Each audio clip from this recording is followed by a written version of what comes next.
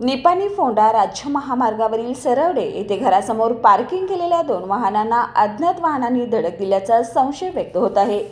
या घटनेमध्ये वाहनांचं मोठ्या प्रमाणात नुकसान झाले। या घटनेमुळे नागरिकांची तारंबळ उडाली आहे। तर या घटनेचा अधिक तपास राधानगरी पोलीस ठाण्यात सुरू आहे। ही घटना मंगळवारी मध्यरात्री घडल्याने प्रत्यक्ष साक्षीदार कोणी नाही। ही घटना समजताच नागरिकांनी धाव घेतली। घटनास्थळी टायरच्या खुणा आणि तुटलेल्या भागावरून असा अंदाज येत आहे की अज्ञात वाहनाने मोठ्या वेगाने धडक दिली असावी।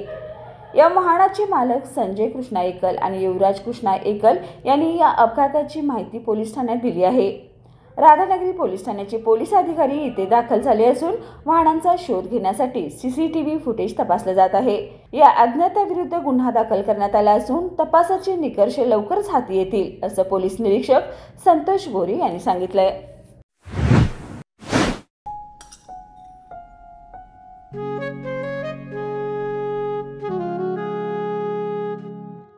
बाबा, आज येताना बासुंदी घेऊन या ना।